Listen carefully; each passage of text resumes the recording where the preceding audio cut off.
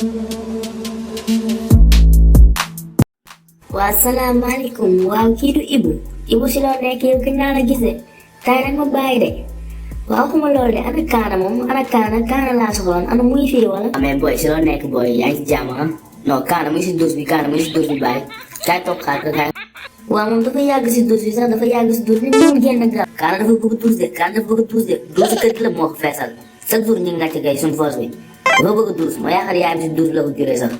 waaw boy yow mën nga fen ay yow xoolal kañ dem waaye bul déglu kii duul xoolal waaye yow ay duul ñoo ko tere màgg nii ay duul wax naa la ba sonn booy ñëw suñu kër nag ma woo lu tax woo ma yow. non xoolal dama ko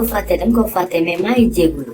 sama papa moo xoon na nga yónni say waajur ñu may ma la ñu daganal diggante bi loolu laa la ñëwoon pour wax. non faw mu génn dëkk bi man moom xamoon naa avant année bi jeex moom dinaa am ay problème xoolal lii rek xoolal problème bi nganda problème bi nii waaye man lii fan laa koy waxee waaye asu yow lim la yónni si wax boobu waaw man moom ay caaxaan nekkuma si dama lay maye benn yoon nga dem sëyi. si papa wax naa ko kay. booy fii kenn mënul dalu ndax yow kaana yow loo bëgg yow ah lan la waay ah. booy dañ may jabar booy pas jaxatu mooy may jabar booy instant xaw ma lan laa war a def xaw ma damaa war a génn dëkk bi xaw ma damaa war a changer garde-robe booy.